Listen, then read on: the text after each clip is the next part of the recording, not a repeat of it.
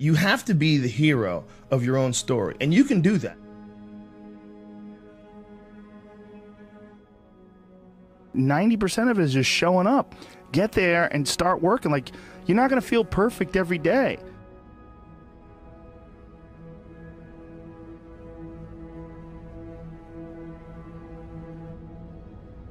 There's got to be those days you push through, and they're probably going to be more numerous than the days you don't. And so the benefit of discipline in my eyes has always been that through discipline, I get things done. Write down everything you want to do. This is what I want you to do. Write down what you would like to fix about your life. And then just, if you're 30 pounds overweight, you want to lose 30 pounds, do it the right way. Go start eating vegetables, monitor your calories, write down what you eat, exercise every day, force yourself to do it. The brain is the general, the troops are the body, and you get up and you do it, and then you get to write it down. Our bodies, for whatever reason, most people, their associations are to avoid anything that's uncomfortable.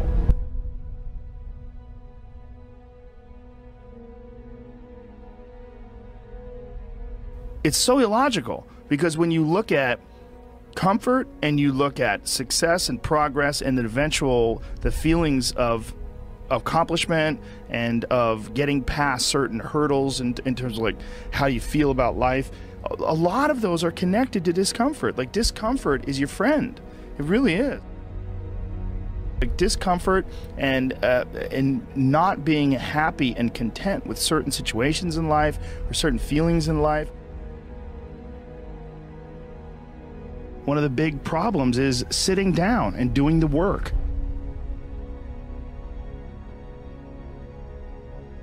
And he labels it like an enemy. He calls it resistance, you know, and that you have to sit down, you have to overcome resistance, and that the pro goes to work. And it doesn't matter if you're sick, doesn't matter if you have kids, it doesn't matter what, you're a pro and you go to work. And that just, it puts it in your head that this is what I do. You have pride in that. And then when you are in front of that keyboard and you look down the count, it says put 1,000 words in, you're doing the work. Yeah. And out of that work, gems blossom. And it's about resistance that people feel when you know you should write, or you know you should paint, or whatever you should sculpt, whatever these things are that you pursue. And that there's this thing that comes up that tries to keep you from doing that, this resistance. You're not a hero in your own eyes. You're not someone who you respect.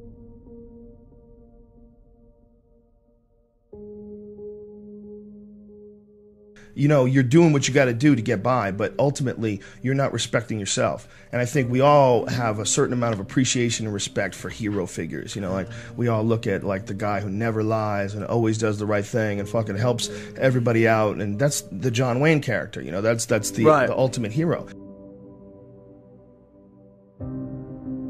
And he's like, this is a battle that you will fight for the rest of your life. But the key is to fight it, not to give in. Don't give in to that resistance, just to fight that resistance. And in doing so, every day you do so, you have won the battle for that day. And you will continue to fight that battle. And when you look at your own life and you don't stack up, you're a thief, you stole money from your wife's purse, and you know, you don't want to smoke cigarettes, but you fucking have to, you can't deal with the stress, you smoke, you devalue yourself. You slowly start devaluing yourself. You look at yourself, you realize that if you were judging yourself, you would judge yourself unfavorably. So no matter who you can't pretend you're the hero of your story. You can be the hero of your own story that woke up today. You can be the hero of your own story that at 40 years of age stopped, got out of bed, and said, I'm not doing this anymore. Only by my instincts and only by my morals and my ideals and my mind, and I'm going to be dead honest with myself because I'm realizing this is not going to last forever. And I'm going to get myself in shape, and I'm going to eat healthy. And I'm going to do this because this is me now.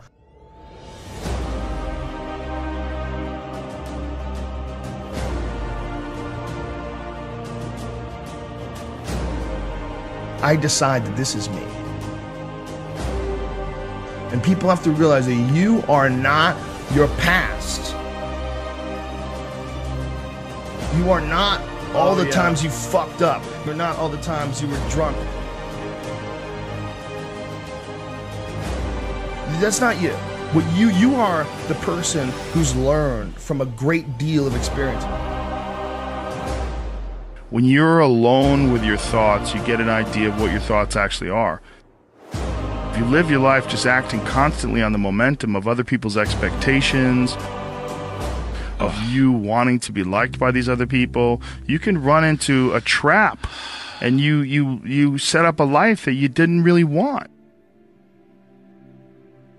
Your life is certainly some sort of a journey. It's certainly some sort of a journey. You're trapped in this situation where you have a mortgage, you've got credit card bills, you've got student loans you have to pay, you have a bunch of shit going on that you have to continue to feed. And all that, and especially if you have a family and you have to feed them, oh my goodness. Then you're fully locked in. You can't take any chances whatsoever. And oftentimes people make the mistake of getting stuck. And it is just a tactical mistake, just like it would be a mistake if you got stuck on a video game. Just like it would be a mistake if you followed a map incorrectly and you get stuck in the woods.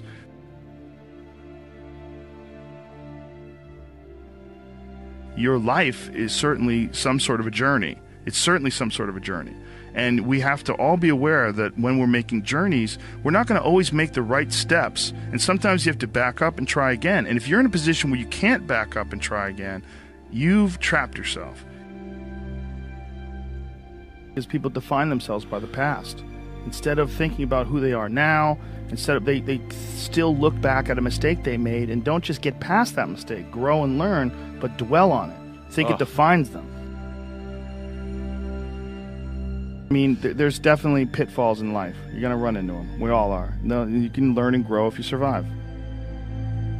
Somewhere along the line, they didn't face enough of the adversity to realize that there's sometimes you just got to get up and get shit done. There's sometimes where you have to fucking pull yourself up and you have to push forward even if you want to stay in bed. Having that safety net just provided him with a way to stay in bed.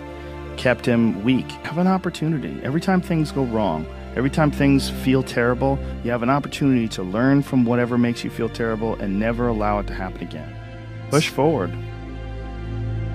The system will set out honeypots for people to get trapped in.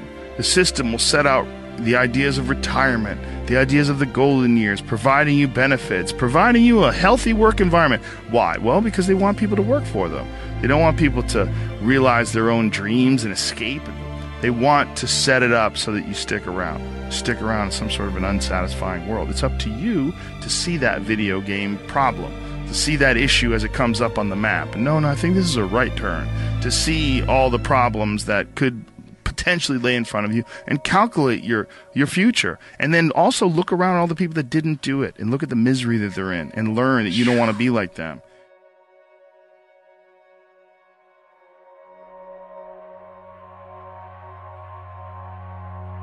And most people get stuck in these patterns, or they define themselves as a person who doesn't follow through on their ideas, or a person who doesn't pursue their real interests and loves.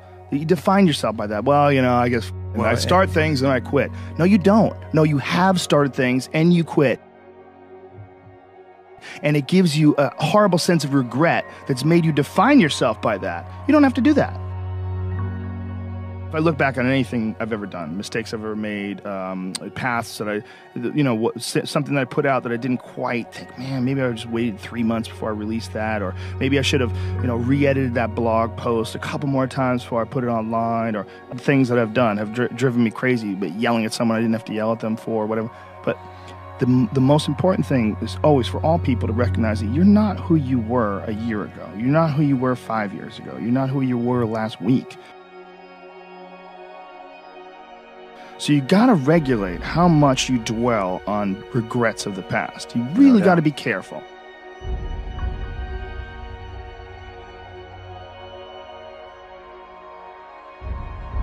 it's also directly proportionate to the amount of hardships that people face in life, their ability to face hardships. You know, and there's a lot of folks that live life on a cushy cloud of marshmallows and bullshit, and then one day something goes wrong. And then look at the people that have kind of taken chances and navigated their way.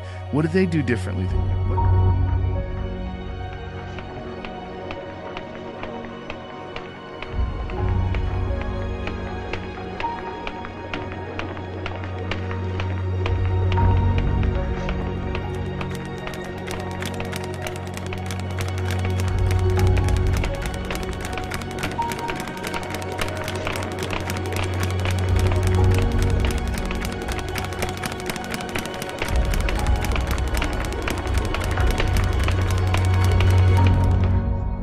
What insight into their own mistakes are they willing to delve into that you're not, that you step back and you go, you know, I just don't want to look at myself that closely.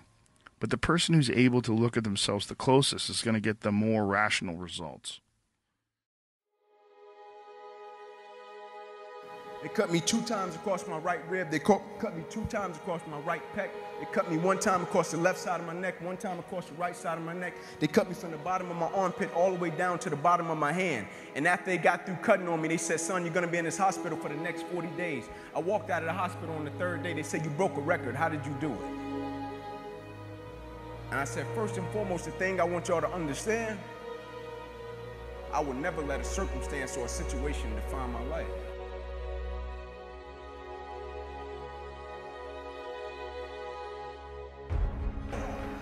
My mother got pregnant with me at 15 years old. I grew up on the east side of Atlanta, about 5 minutes away from where the Atlanta Braves play, in a neighborhood by the name of Kirkwood.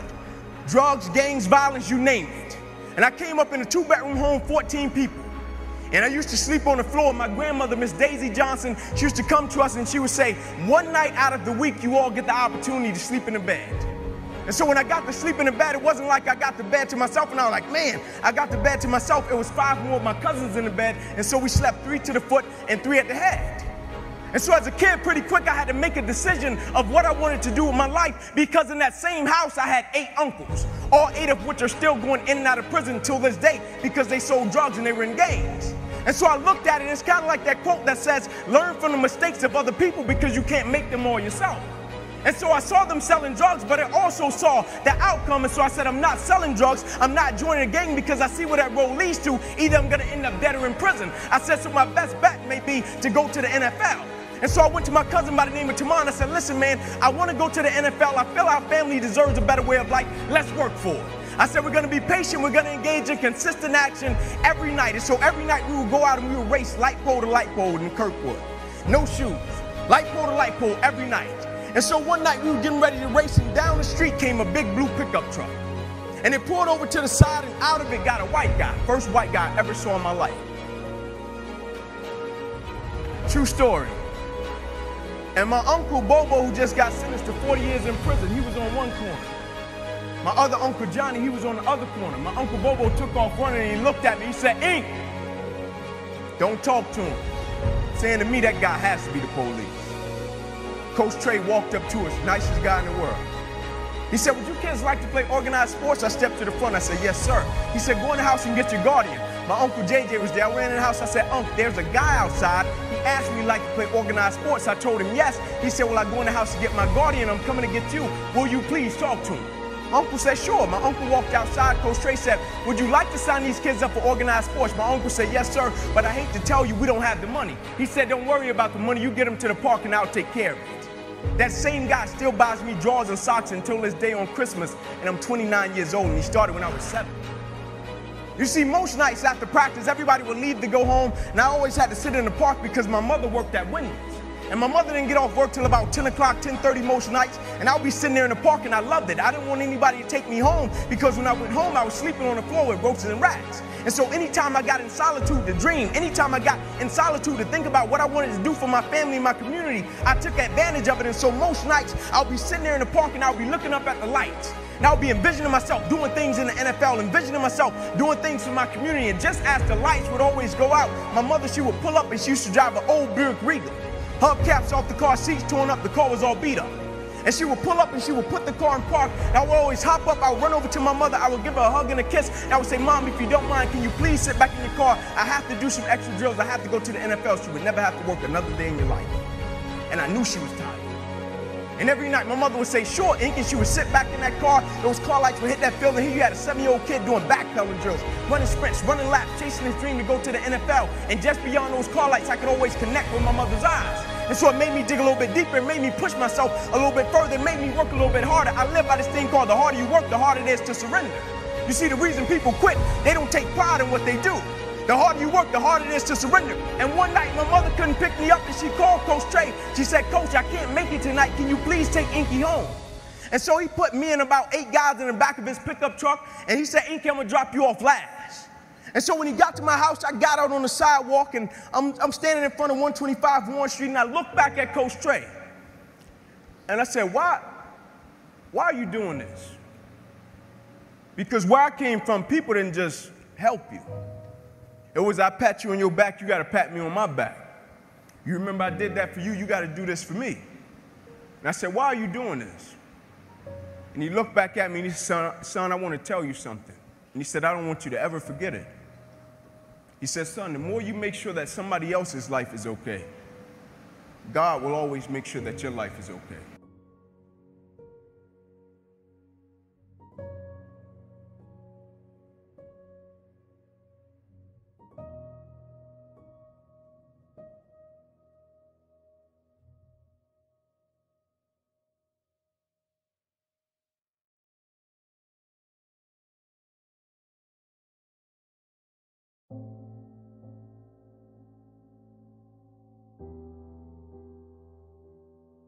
And I will never forget, I got to high school.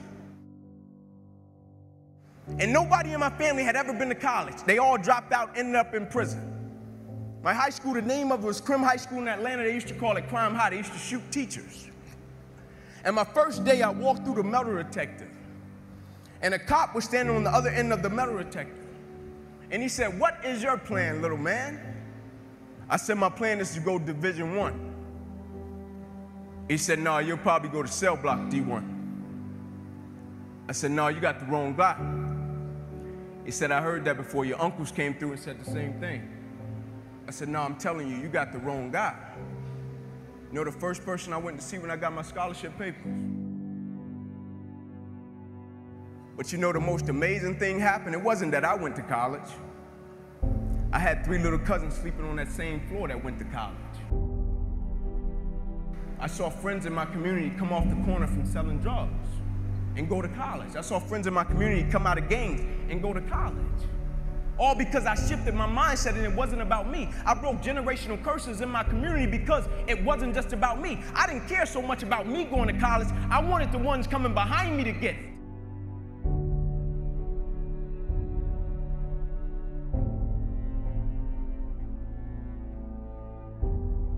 And I got my scholarship up to Tennessee, and they looked at me when I first hit campus, 135-pound kid soaking wet in the SEC. And the first reporter, he asked me, he said, Inky Johnson, do you even think you're going to play at the University of Tennessee? He said, you're 135 pounds. I said, not only am I going to play, I'm going to start. I said, you made a mistake. I said, see, what you don't understand, and this is what most people do, they base judgment off of what they can see. But what they don't understand, the moments that make you who you are, the moments that they can't see.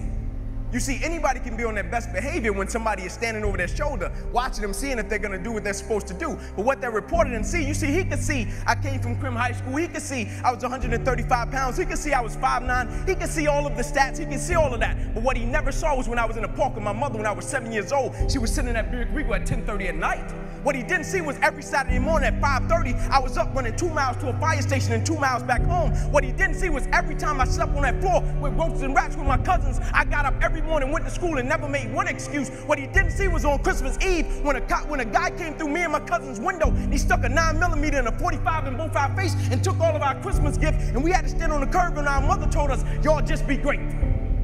He didn't see that.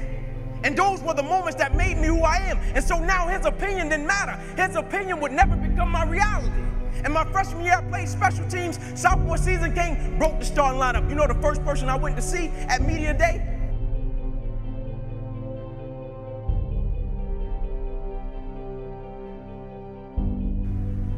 And I'll never forget my sophomore season. I finally made it to the point in my life where I felt as if everything in my life was lining up. Spiritually, I was getting discipled. Life was in shape. On track to graduate in 3 years. Life was in shape, education. I still remember the day I was in the film room watching film, and I was watching the California Bears, and my defensive backs coach, Larry Slade, came in the room. He said, "Inky Johnson, I got some good news for you." And I dropped the clicker, and I said, "Coach, what is it?" He said, "Son, you're a projected top 30 draft pick." He said, "All you have to do is play these next 10 football games. You're an automatic multimillionaire." I ran out of the room. I got on the phone. I called my mother and my grandmother. I said, "Listen," I said, "after this season, we would never struggle." I said, "We would never miss another meal." I said, "After this season, our lives are about to change forever."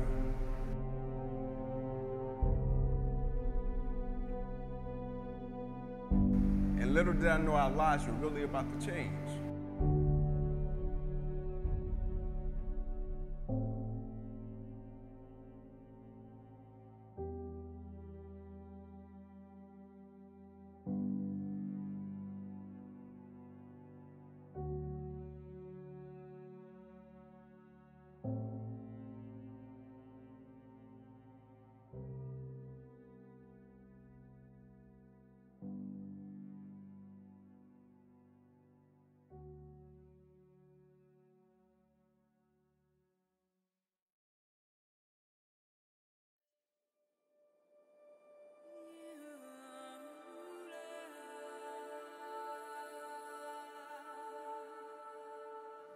First game we come out, play against California Bears, I get an interception, we shut them down, we get the victory. Second game, we're playing against Air Force. It gets late in the game, found ourselves in a dogfight. Quarterback dropped back, he released the ball to the running back coming down my sideline. Now I approach the tackle like I approach any other tackle, and the way I'm approaching it, either I'm gonna knock you out or you're gonna knock me out. I'm 165 pounds, I can't play with anybody. But at the point of contact, when I hit this guy, something different happened that had never happened to me before in my life. I hit him, and it seemed as if every breath in my body left. My body went completely limp. I fell to the ground. I blacked out.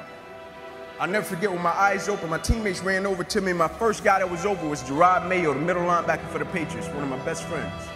And he said, "Ink, get up, let's go." I said, "I can't." He said, "What do you mean you can't? You're out lockdown corner. We need you. Let's go." I said, "I can't move." I said, "There's a shock going through my whole body. I can't feel anything, man." One of the scariest moments of my life, and the shock eventually left, and it stayed in my right arm and hand. And I remember as I was lying there, I flipped my head to the left, and I could see the doctors and the trainers running onto the field, and I flipped my head up to the sky, and I said, "God," I said, "surely nothing has happened in this moment that can alter my life." I flipped my head back over to the left, and they were bringing the spine board out. I flipped my head up to the sky, I said, "God," I said, "that's precautionary measures, right?" They get me up on the spine board, they're wheeling me off the field, and I looked at the doctor because I couldn't feel my right arm. They had poked me with all type of needles. "Inky, can you feel this? Can you feel?" I couldn't feel a thing. And I said, "Doc, can you lift my right arm and hand?" He said, "Sure, Ink," and he raised it up, and I lifted my left, and I pumped it to our supporters. As he was bringing my arm down, I looked at the doctor. I said, "Oh, yeah." I said, "I'll be back." Never thinking that would be the last game that I would ever play in my life. They get me in the ambulance, things turn up a notch, I still don't pay it any mind. They get me over to the hospital, say, "Inky, we're gonna take you back and run some CAT scans." They took me back, they ran the CAT scans, and they rolled me back into my room, and I'll never forget it. All in about a 15-second time frame, I was lying there in my bed, and I could see over my right shoulder. And I looked at my father, and we caught eyes, and my father, he went to take a step in, and he looked at me, and he said, "Son, I can't do it." And he walked out. My mother, she came in, she was running, she kissed me on my forehead, she said a prayer, she said, "Ink, everything is gonna be okay," and she ran out. And as soon as my mother stepped outside of the room, the doctor rushed in from the opposite side, and he said, "Hey, get in here, we gotta rush this guy back to emergency surgery, he's about to die." I said, "What?" I said, "My mom just told me everything was going to be okay." Like, this is total opposite. You talking about I'm about to die. I said, "What happened?" He said, "Son, what happened? You have busted up subclavian artery in your chest. You're bleeding internally. We have to rush you back and take the main vein out of your left leg and plug it into your chest in order to save your life." And when I woke up from recovery, the same doctor was standing over me. He said, Inky, I have some good news and some bad news for you. I said, you got some bad news for me? After telling me I was about to die, I'm still alive. How bad can it get? I'm still here. He said, the good news is, son, we saved your life. I said, thank you, sir. He said, the bad news is you have nerve damage in your right shoulder. I said, cool. He said, we got to send you up to the Mayo Clinic in Rochester, Minnesota. I said, cool. He said, but the problem is, Ink, you probably can never play the game of football again in your life. I said, no way. He said, yeah, Ink, you got some pretty bad nerve damage. I said, no. I said, Doc, no disrespect, man, but I'm 8 games away. Like, Doc, no disrespect, but this is about to change my family's life. Doc, I've been working for this ever since I was 7 years old. Doc, there's no way. God, not now, God. Like, let me make it to the NFL so I can help my family first. Like, we miss meals. And you're talking about my career could end right now? Like, no way. And I snapped out of it. I said, man, I never cheated. I said, there's no way. I never cheated. I never cheated myself. I gave everything I had to it, and I respected it. I never cheated. There's no way that my career can be over. I said, send me up to the Mayo Clinic.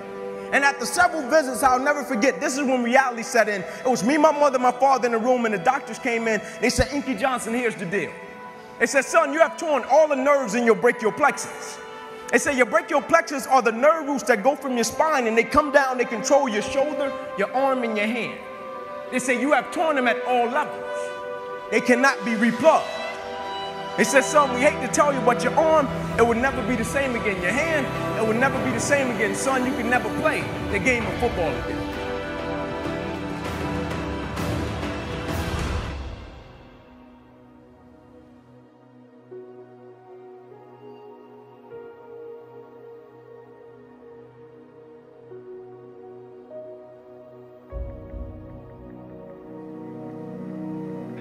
And the next morning I walked into the doctor's office. They said, son, what option did you choose? I said, no disrespect to you, doc. I'm not choosing an option. My situation is out of your hands. They said, cut with the cute talk. I said, no disrespect to you, doc. Cut me where you got to cut me. My situation is out of your hands. I'm not choosing an option. I said, I know I will come out of this situation okay. And so I went back to school the next week after they had just saved my life. I was back in class. I had to learn how to write all over again. I had to learn how to walk all over again. I had to learn how to tie my shoe all over again. I had to learn how to bathe all over again. I had to learn how to live life all over again. Never one time did I say, let me go home. I need a break. Never one time did I go into the training room and say, I need some time off. Can you all just give me a little leave time? I need to go back home. I need some time off. My life just changed last week.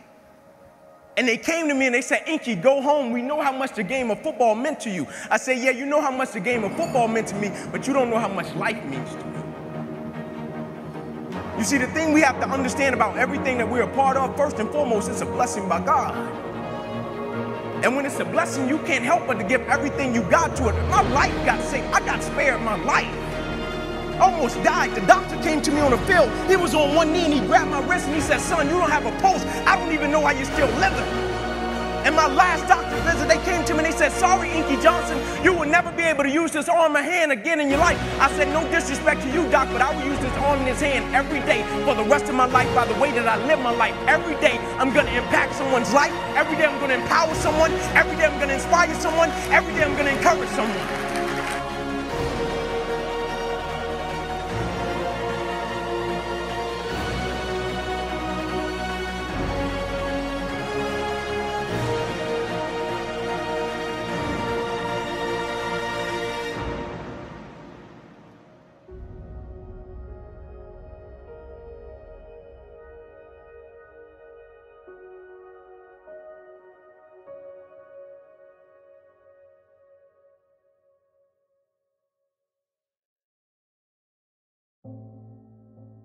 I live by this thing called empty the bucket.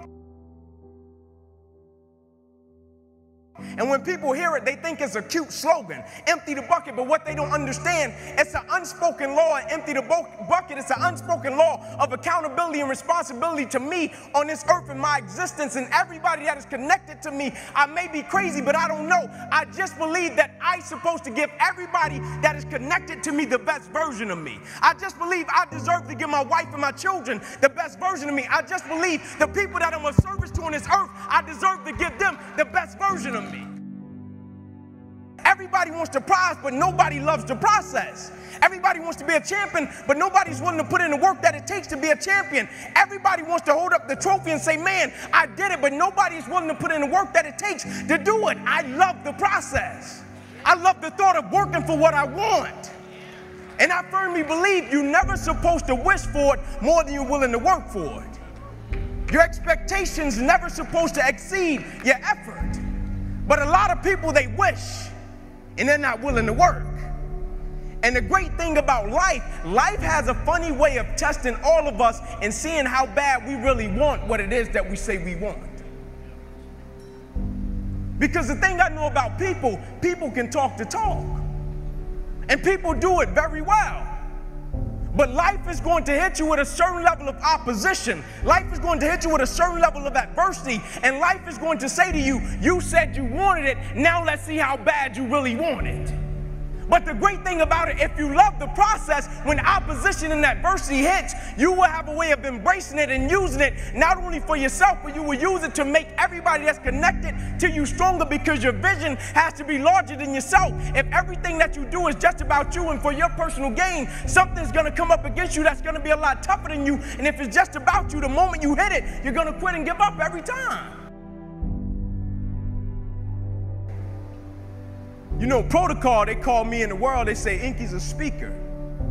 Inky's a motivational, whatever the case may be, Inky, whatever it is. But what they don't understand, I'm in the people's business. Not a speaker, I'm a servant. Anybody that has direct contact with people on a daily basis, that is an opportunity to change someone's life. Don't ever pass up an opportunity to be of encouragement to other people. Don't ever pass up an opportunity to inspire someone. Don't ever pass up an opportunity to empower someone. Don't ever pass up an opportunity to show someone love, because the thing about it, my wound, like you can see this. You can see my arm. My wound is visible. But it's a lot of people in this room that are wounded, and you can't see it. And it's internal. So the opportunities that we pass up to be a blessing to other people, we can save their life with just one encounter. When we talk about me to we, when we talk about process over product, when we talk about sweat equity, when we talk about better together, do we really understand what that means? Because sometimes the thing about life always comes along when we make up our mind to try to distract us. But truth be told, we all know that we're stronger together.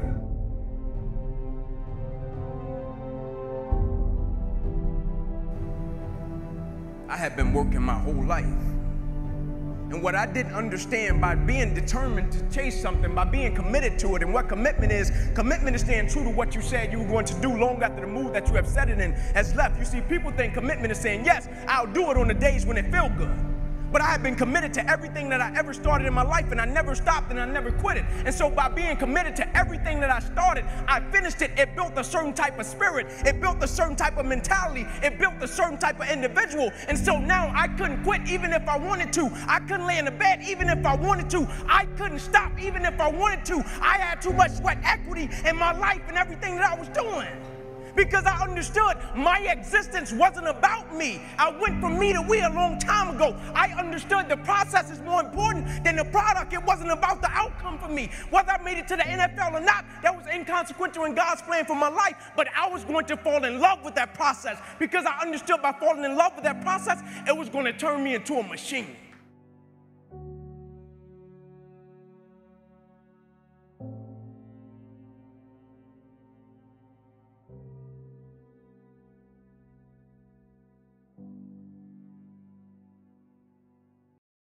There was suffering, and I was weighing like 297 pounds, and I had to make a change in my life.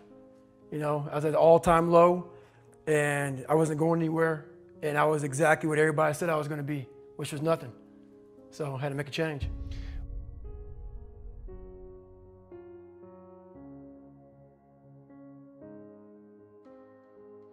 Pure scared kid. And the only way I could find myself was through putting myself through the worst thing possible. I'm gonna say the exact opposite of what the world, today's world, is saying.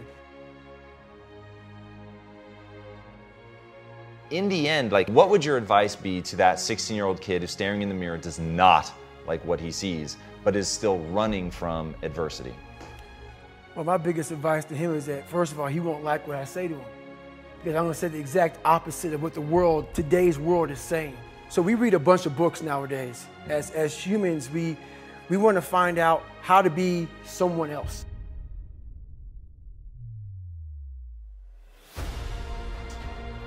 What we don't do is we don't go inside. So literally turn yourself inside out. Read the book that says, like we're writing a book every day of our lives, but we never read that book. So what I would challenge this young man or young woman to do is you have to look inside of yourself and see what you really want. What are you passionate about? We use these words and these little phrases of only the strong survive and all this other crap. They're all just fucking words.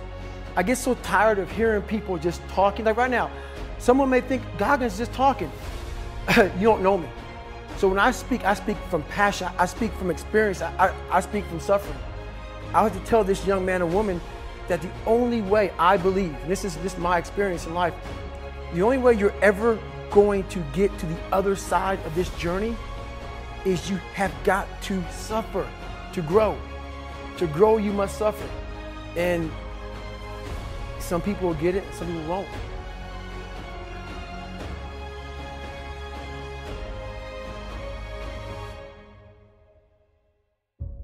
So long story short, what I realized was no one was here to help me. And the feeling I had every morning, I started shaving my head when I was 16 years old. And the feeling I had every morning when I looked in the mirror was horrible. And I didn't want to feel like that anymore. And how I felt was a kid going nowhere, a kid that was scared. And most kids will accept that and look for help. But the best thing that happened to me, no one helped me. No one felt sorry for me. No one looked at me and said, like this day and age, they'll take you in and they'll tell everybody, stop picking on this person. Back then, they didn't care. We are all great.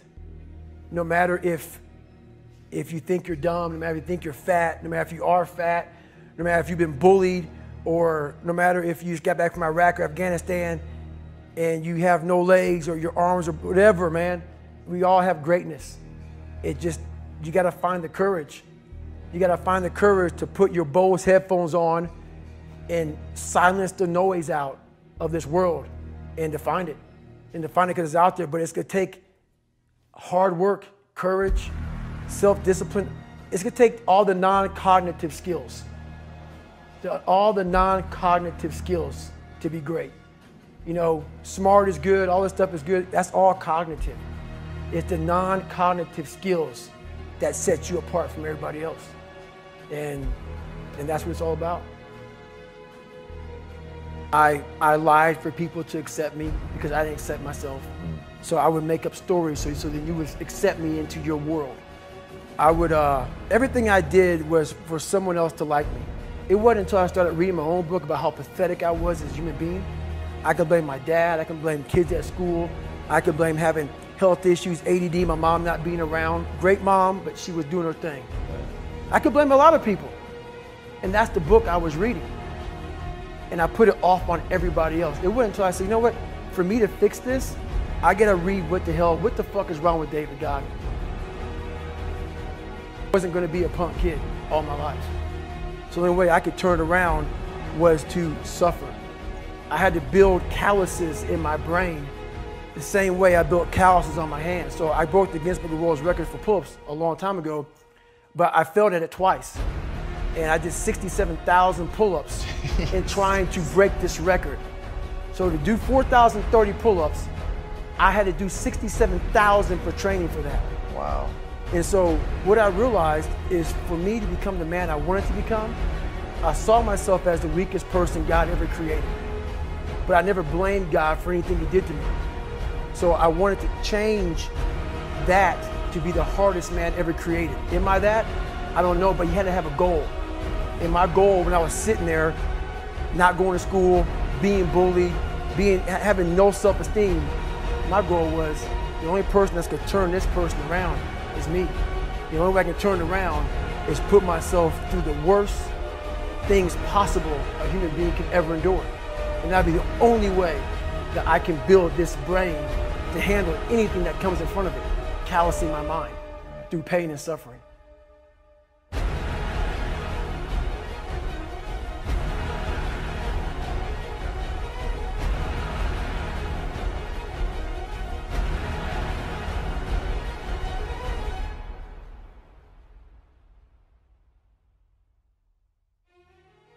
But they have to see what their journey is to start their journey. Several people live to be 100 years old, and they have great lives, and they have great kids. Their kids go to college and all sorts of stuff. But somewhere in their life, there was a point where they had a decision to make. They can go left or right on this path. Left was the easy route. Right was the hard route. A lot of people take the easy route. And they had a good life that way, but the better life was going to the right side. A human being is not so human anymore. We have the ability to go in such a space if you're willing to suffer, and I mean suffer. Your brain and your body, once connected together, can do anything. Motivation comes and goes. When you're driven, whatever's in front of you will get destroyed. And you may have 20 years of pain and suffering to get past it, but a lot of us die never truly starting our journey. And I would tell this young person, you gotta start your journey. It may suck, but it will come out the other side where you're coasting. Stop listening to people who are calling you fat, gay, transsexual, nigger. Everything that is makes no sense. All these insecure people putting their insecurities on you, you gotta flush it out.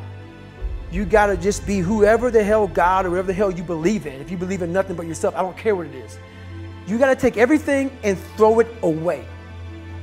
You have to believe in one thing, and that is yourself.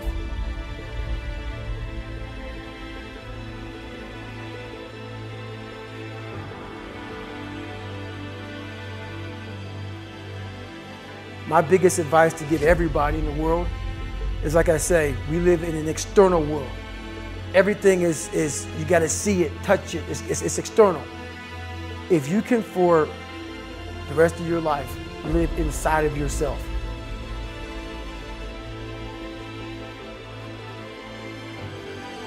And people may listen to this and say, this guy is sadistic, he's crazy, No, if you know how I came up, you realize I was just a scared kid that found drive and passion to be something much better than what he thought it was. That's all it is. Even the hardest men, in times of suffering, what we do is we forget how hard we really are. Because that's what suffering is. Suffering is a test. That's all it is. Suffering is the true test of life.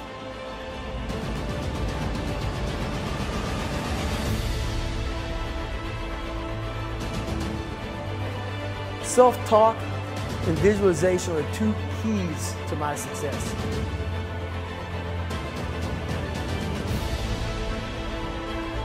The very best is that I leave everything inside of me out there. So attacking is not like, oh, I want to win this or win that or be the best. The best is I'm running against myself in everything I do. And that's what I attack. I attack myself. I'm always questioning myself.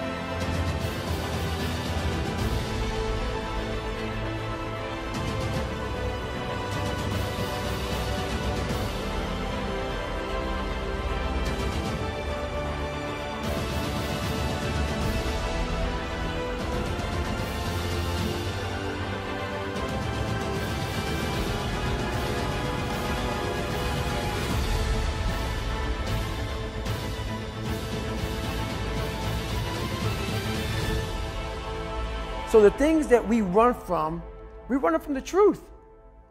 We're running from the truth, man. So the only way I became successful was going towards the truth. As painful and as brutal as it is, it changed me. it allowed me to become, in my own right, who I am today.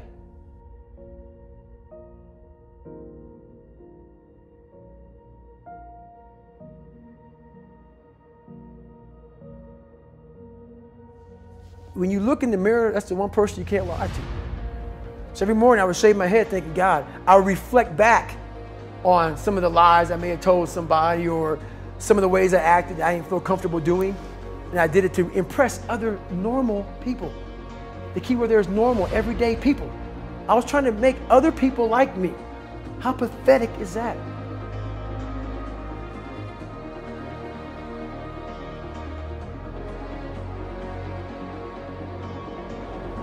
Your skin, become more of a human being.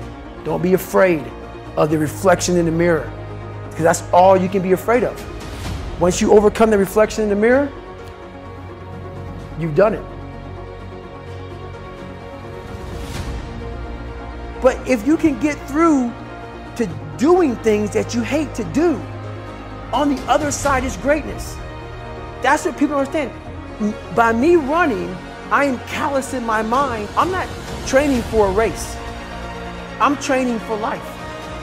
I'm training for the time when I get that 2 o'clock in the morning call that my mom is dead or something happens tragic in life. I don't fall apart. I'm training my mind and my body and my spirit so it's all one, so I can handle what life is going to throw at me. Because the life I've lived, it throws a whole bunch at you. And if you're not physically and mentally prepared for that, you're just going to crumble and you're good for nobody.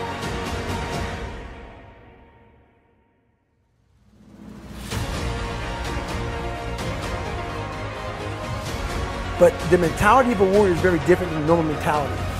You must be that person on that door, get ready to open it, thinking to yourself, if I die, so be it. The only way you can go in that door is knowing there's a great chance you're gonna die. Open the motherfucking go in hard. Because they're gonna remember you by slowly opening it and peeking in. So if you're gonna open it, and you made the mind to open it, don't crack it open. Open the fucking door, go in. That's with life. If you're choosing to do something, attack it. Because they're gonna remember you as not attacking it. So I want to be remembered. You can hate me, but there's one thing you can't say about me. I didn't attack it. So that's the mentality to have. If you're gonna do something, you might as well attack it. Hopefully, I can help people that believe that they're much less than what they truly are. Help them find greatness in themselves. And greatness isn't running 200 miles at a time or doing 4,000 pull-ups or being a SEAL. Greatness is whatever the hell you dreamed of in your own mind. You gotta first see it. You gotta first create this vision in your mind. And then that's when I come into play. Once you create this vision in your mind, it's how am I gonna get there now? And that's when I come into play. But first you gotta create your own vision. And it's not external. It's the vision created is inside of you. So until you create that, I'm nobody to you.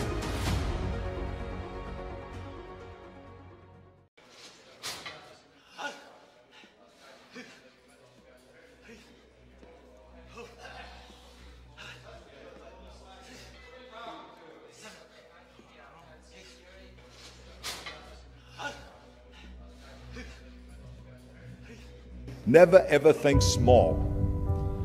If you're going to accomplish anything, you have to think big. You have to go and shoot for the stars. The biggest challenge most people have is because they think small. And the reason why people think small and why they choose small little goals is because they're afraid to fail. They know that if you shoot for a big goal, then the chances of failing are very high. And they're afraid of failing. It's one of the most common things why people are frozen and why they can't make a move in life, because they're scared of failing. I say to myself, hey, I'm not worried about failing because that's part of life. You're not gonna go and win everything. And how far can you fall? Look at this is the ground. That's as far as I can fall. And you know something? That the only time you really consider the failure is if you fall and you don't get up. But if you get up, you never consider the failure. So I never considered myself a failure. I always considered myself a winner, even though I fell every so often. But I always got up and I always moved forward. This is the important thing. I never had any patience, of course, for thinking small. If you do something, then go all out and do it well. And this was not just the case in bodybuilding. I didn't just want to be a bodybuilding champion. I wanted to be the greatest bodybuilder of all times. I wanted to have the most muscle, the most muscle of all times, the most definition. I wanted to win the most trophies, the most world championship titles. I just wanted to be the best. And the same is also in movies. I didn't just think about being in movies. No, I wanted to be a movie star. I wanted to have above the title billing. I wanted to become the highest paid entertainer. I basically wanted to be another John Wayne. What's wrong with that?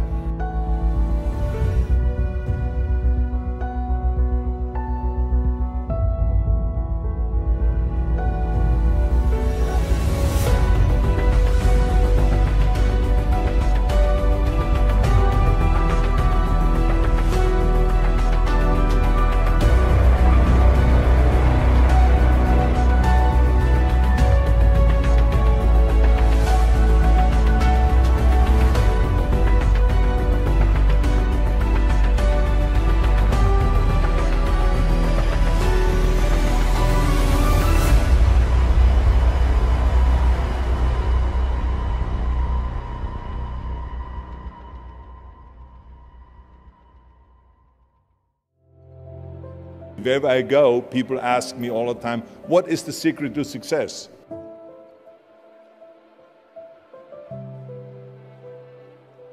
I think I can give you the long version here.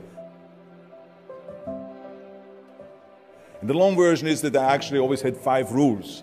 And everything that I did, I always used those 5 rules, and those 5 rules helped me to become successful in various different areas. And I believe that those rules can be applied to almost anyone and everyone.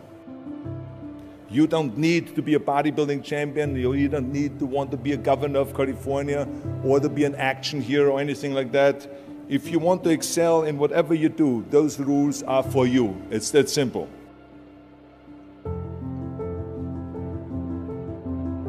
I think that we all here like to be successful and we are driven, so that's why those rules apply to you. So my first rule is find your vision and follow it. You see, I think it's the most important thing that we have a very clear vision of where we go. A goal, where do we go? Because you can have the best ship in the world. You can have the best cruise liner, but if the captain does not know where to go, that ship will drift around the world and out there at sea and will never end up anywhere. And this is exactly the way it is in real life. If you don't have a goal, if you don't have a vision, you just drift around. You're not going to be happy. This is why it is so important to have that vision. Now, I created that vision in Austria because I grew up after the Second World War. The problem was that everyone was so depressed because they lost the war that there was alcoholism everywhere. There was, of course, depression. There was a terrible economic situation. There was famine. There was starvation and all of those things.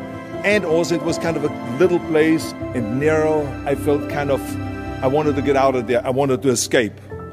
And I couldn't see myself really to work there and to stay there, to work in a factory or to work on a farm, or to even to follow my father's footsteps and to become a police officer. I couldn't see that either. As a matter of fact, that's what my parents wanted me to do. But that's not what I saw. This was the vision of my parents, but not mine. And luckily, one day in school, I watched a documentary about America. And I found myself, I knew exactly that is where I wanted to end up. I wanted to be in America. Everything that I saw in the documentary, I just loved. Everything was so big. I remember the tall skyscrapers, the monstrous bridges, the giant freeways filled with beautiful cars, the huge jetliners, movie stars, Muscle Beach, and all of those things. I could not wait to get there. The question was just, how do I get there? How do I get to America? I mean, this was not a common thing to do way back in the 50s. No one had the money to travel or anything. But one day I was fortunate enough to see a magazine. And that magazine showed me the path to America. And it was a bodybuilding magazine. And on the cover was this very muscular guy that was standing there like Hercules with a Hercules outfit. His name was Reg Park. This Reg Park was on that cover, and I remember the cover said, Mr. Universe becomes Hercules' star. I read the article as fast as I could, learning about how he grew up in Leeds in England, poor, and how he trained 5 hours a day, every single day, and trained and trained and trained and lifted weights, and then he finally became Mr. Great Britain. And then he became Mr. Universe. And then he won a second Mr. Universe title and a third Mr. Universe title, and then all of a sudden he landed in Rome in Cinecittà doing Hercules movies. And there he made millions of dollars, and this money he took and bought himself a gymnasium chain in South Africa, and he became a successful gymnasium owner. And as I read, I became more and more certain about my own future. As I read this story, I was so excited, so interested. I knew exactly that I wanted to become another Reg Park. I know he laid out the blueprint for my life, basically. I could see myself, I could visualize myself clearly to be a champion on that same stage where he won the Mr. Universe, and then to move to America, then get into movies, and then become rich and famous. I had that vision very clearly laid out. I was so happy that I knew exactly where I was going. From that moment on, everything that I did, no matter how hard I had to work or how much I had to struggle, it didn't matter. It was a wonderful joyride because I knew what the purpose was and I found my passion. The simple truth is, if you don't have a vision, if you don't have a goal, if you don't see your future laid out in front of you, you're just floating around without a purpose. And I think that the numbers speak for themselves. This is why so many people around the world are unhappy with their jobs. I mean, in America, 74% of the people hate their job and would like to change jobs. But think about that. That means that only a quarter of the Americans love their life's work. I mean, that is a very depressing statistic. I always smiled when I worked, no matter how hard I worked. I always had a great time, no matter what I did. It didn't matter if it was in bodybuilding, or if it was in the movies, or if it was as governor. I remember in the pumping iron days, people ask me in the gym all the time, why are you smiling all the time? Why are you so happy? You have to lift 50 tons of weights. You have to train 5 hours a day. I mean, I look at the other bodybuilders' faces and lifters' faces, and they look kind of depressing. They look sour. They're miserable that they have to lift weights. You don't look miserable, you look happy. And I tell them always, I say, I smile because I know exactly that every rep that I do, that every set that I do, every weight that I lift, I get one step closer to turning that vision of mine into reality and becoming that Mr. Universe. I could not wait to lift another 500 pounds in the squats. I could not wait to do another 1,000 sit-ups. I could not wait to do bench press, more bench press and more curls until I couldn't move my arms anymore. Because I knew that every rep got me closer to standing on that stage as a champion. As a matter of fact, when I lifted weights, I didn't really feel like I was lifting weights. I felt like I was lifting a trophy over my head each time I lifted. And to have all those bodybuilders around me and thousands of people screaming. And I tell you that this vision didn't just help me in bodybuilding, it helped me with everything, like I said. I remember in the movie business, there was many times stunts that I had to do where I got hurt, where I was in pain, in agony, and had to do it over and over again. I remember one incident specifically on Conan the Barbarian. There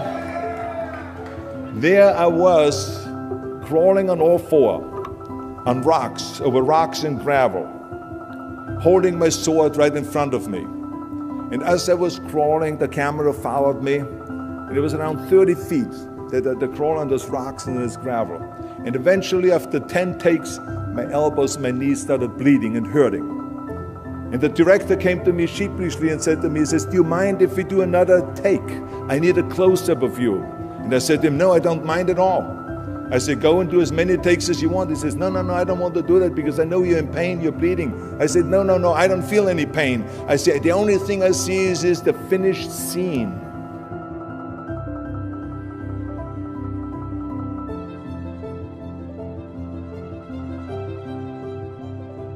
This is why I did not feel that pain. I did not care if I was bleeding on my knees because I know that pain is temporary but the film is permanent.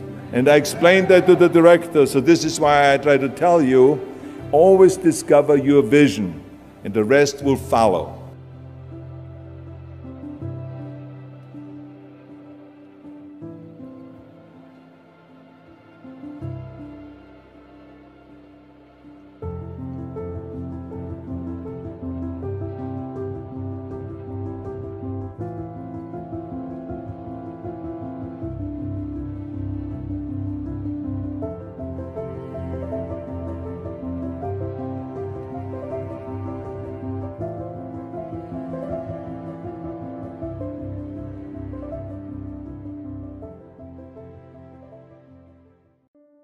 I think so many people are keyboard activists, right? Everybody's good at sending a tweet about how the world should be and nobody's doing anything about it, and that is just very much human nature. We've gotten soft as a culture. Yes.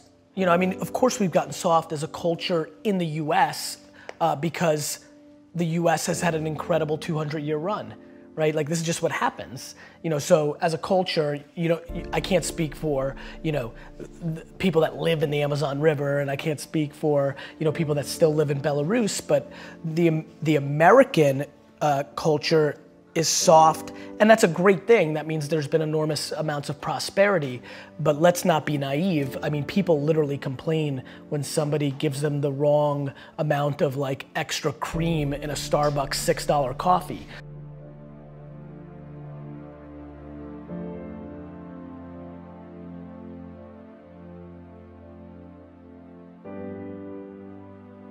My lack of interest in complaining is so high, and when I watch what people complain about, it breaks my heart because they completely lack perspective.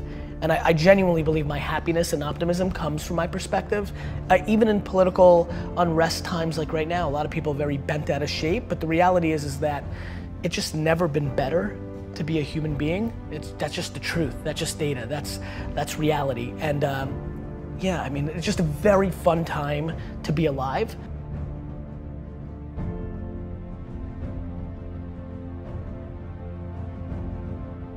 And I think the way people look at the world right now, because it's such an incredible time, is actually the quickest tell to who they are.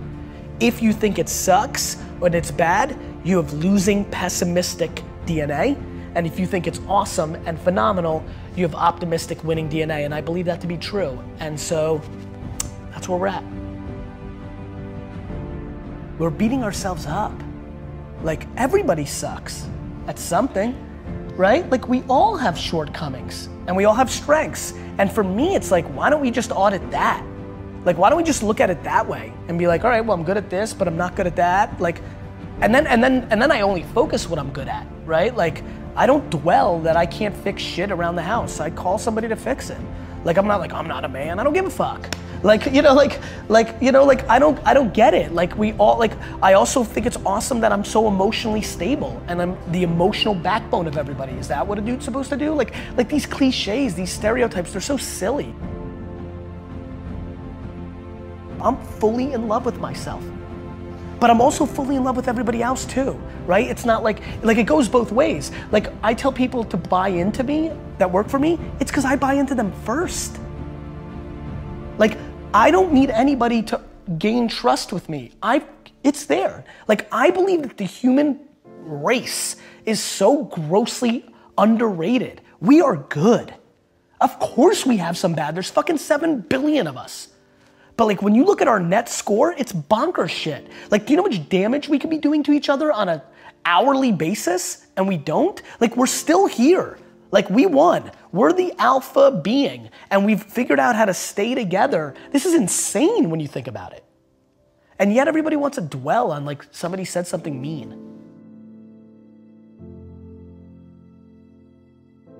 If you want to be an anomaly, you have to act like one. Like, people want all these special things to happen, but then they're acting like everybody else. And that gets into the Saturdays in your 20s, like, or just like taking risks or things of that nature. Like, if there's anything they take away, it's like, look, like, you're gonna only be so pretty, you're only gonna be so smart, there's things that are gonna be natural, and then there's things that you can actually control. I do believe, and I don't know if I'm right or wrong, I don't, but I do believe that work ethic is a taught behavior. It's something you do have more control over. And you know what really sealed the deal for me? Getting healthier. I was 38 years old and it didn't come natural to me. Like, it didn't come natural to me at all. I hate the gym. I hate it now. I hate it, I don't like it, I don't want to do it. But I knew it was important. And somewhere around midway through being 38 years old, I got serious, I figured out my system, I made the financial commitment, and I've won, right? And I'll never lose again because the system was I needed to be accountable to another human being. So it was about Mike and now Jordan and whoever else is my trainer. I'm doing it almost weirdly more to not let them down. I feel like there's a shift that can make people work harder. The big one that I push is you're gonna die. Like if you're to me, life is broken down into complaining and not. So if you're not complaining, well then I have no advice for you. I'm pumped. Like, you did it. Like I have friends who make $42,000 a year, work 9 to 4, kind of, with an hour and a half lunch and 45 minutes of YouTube and 10 minutes of bullshitting and an hour of complete wasted time in a meeting. So they're kind of working like 6, hours a week, right? But they're pumped. And they text me, these are high school friends, and they'll text me like how happy they are to be the coach of their kids' baseball team. And that's amazing. Like that seems very obvious to me. That's right. You know what's super weird? I'm actually weirdly envious. It sounds cool, like in theory, right? Grass is always greener, right? Like far less pressure, like all that time with my kids, oof, that would be cool. Like there's just like all these things that I can justify. So to me, but I have friends who have $100 million in the bank because of Facebook's IPO, who complain, who are still hungry, who want to do even more, who will complain to me because they know I work a lot about no work-life balance and they don't get to spend enough time with their family. And I'm like, you have $100 million. Like, you could stay home. Like, you're in control. Like, don't complain about it. You've made that choice. Don't bullshit me. Like, you want to spend more time with your family? Spend more time with your family. I'm trying to be very careful about what I'm saying versus what I'm doing, because that's how you get exposed. And I don't mean like people calling you out and being like, you suck. I mean to yourself. I don't want to be exposed by myself. It's looking yourself in the mirror and saying like, am I doing this right? So to me, there's so many people that are talking shit about how big of an entrepreneur they're gonna be and how much they're gonna achieve, and they don't work on weekends. I worked every Saturday of my 20s. And I talk to 20-year-old entrepreneurs every single day. Lately, I've been saying to them, this Saturday, you're gonna have more time off than I've had in my entire 20s on a Saturday. So before you tell me how you're gonna be bigger than me, start thinking about what you're actually doing.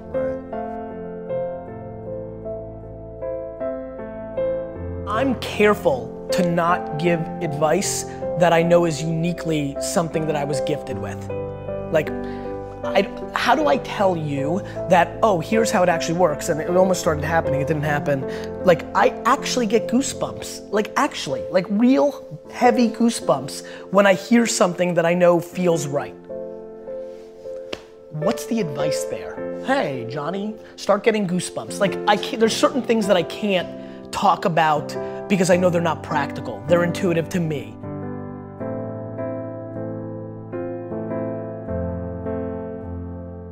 I plan to instill kindness into my kids. I plan on instilling perspective into my kids. I plan on instilling just being a good human being. I plan on making sure they don't use their parents' wealth and micro fame and leverage to impose on any other person. I'm petrified of that. If my kids try to punk their friends on my shit, I'm gonna beat the fuck out of them. That's just loser DNA. You didn't do that, right? I'm not obsessed with tactics. I'm obsessed with religion. So I have a lot of wealthy friends at this point who think it's smart for them to sit first class, but the kids in coach. It's a tactic. They send their kids to Africa to build a school for a week. It's a tactic. It's like my friends that love the environment. The #2 sector in the world that is hurting the environment is the fashion industry. When you run the math of what's doing bad to the earth, it's the number 2 industry behind gas. I don't even want to say it because I'm not sure if it's gas and oil. The number 2 industry, this I know for a fact, is the fashion industry. So all my fancy friends who love the environment, are they willing to give up their fucking Louis bags? Let's see, right? So like I think people talk shit. So you let them sit coach and you went first class, but you went to, you know, Hawaii and ate at all the best like you can't pick and choose. To me it's binary. So I don't want to be a hypocrite. So my big thing is like, look, you need to be kind. Like mean is just non-negotiable in our family, right? And then you just need to not be full of shit. If you want to look at daddy's mountain and you want to say what I did to my dad's, and that was a big mountain for an immigrant, like wow, dad did it, right? If you want to say I'm gonna climb that and I'm gonna climb bigger, awesome. Like I'm pumped. I'm weirdly not cheering for you because I'm just a weirdly competitive dude. This is actually something I'm not proud of. I'm comfortable saying this and I believe this is a flaw, but I don't want my kids to beat me. I don't. Like I hate saying it. I know this is where I get in trouble. People will take one little clip from one video interview and they're like, you're bad. It's just my truth. I don't want to bullshit you guys. Like I'm that competitive.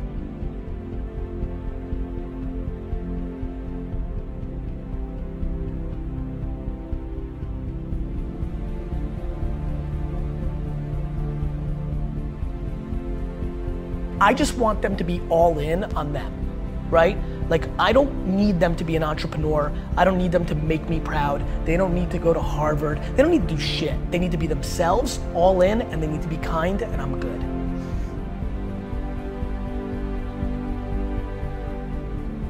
Like everybody thinks their stuff is so good. Like every day, Gary, my Instagram's so on fire, it's so awesome. Why is nobody, like, why am I not gaining followers? Because it's not awesome. We all think our stuff is the best, and like, I get that.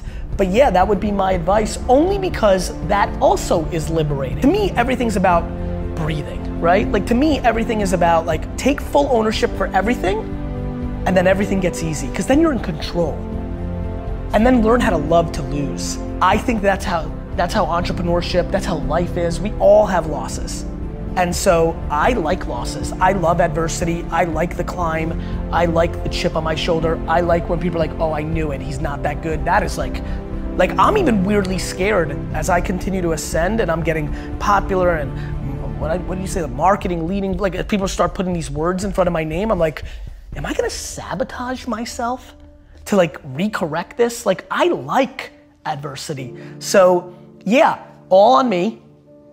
You know, I enjoy losses. Now all of a sudden, like what? You become completely invincible. I feel invincible. I really genuinely, outside of the health of myself and 20 people, feel 100% invincible as a person.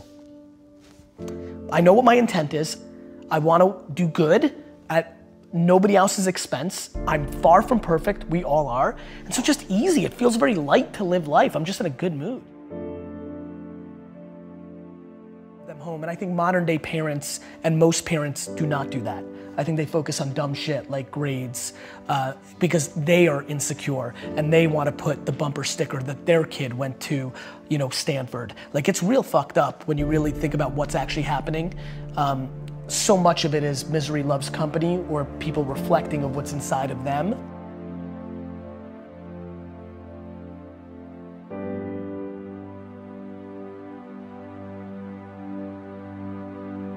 Is the impact that you want to have on the world? Same thing that attracts so many of millions of people to people that are selling bullshit, those same people are attracted to me. And what I want to do is suffocate out all those other people and become the alpha of that entire world of people that are hoping and are desperate to look at me. And what I want to do is inspire 2 14-year-old girls in Kansas City right now to build $1 billion company on having a bunch of employees hugging each other in the halls. I think that Steve Jobs came along, became an icon, but the sad part of that narrative was he did not treat his employees well. He became an icon and the narrative became he got the most out of people by being a jerk, and that became romanticized. And a lot of people in Silicon Valley today run companies where they're mean because they think that's the right thing to do because they put Steve Jobs on a pedestal. I want my pedestal moment. I want to become that big. And what I want to come from that is that kids that aren't even born today think that they can build a $5 billion company and be a great guy or great gal. I want to build the biggest building in town ever by just building the biggest building in town, while I think most people try to tear down everybody else's building. So I think positivity and good is practical advice to building an empire, and I want to be the poster child of the person that built the biggest, baddest empire and did it by being a good dude along the way. And not everybody's gonna be happy about everything I did, but if it's 97% of people talking good behind your back, that's a real legacy. And I want to do it in a pop culture way. I'm gonna do it anyway. People have done that before. Just so you know, there's plenty of people. Warren Buffett's a really good dude. Like, there's plenty of people that have done that. There's a difference. I want to do it, and I want to be a rock star, right? Like, and that's where you influence people. Like, you know, like, I want to do it, but I also want to be the most popular. And so then that person's like, oh, I want to be him, so I guess I'll be nice. Like, I want to literally take people who have DNA that's kind of nice and make them more nice because they think that's how I became big. So I basically want to trick the business world into becoming kinder.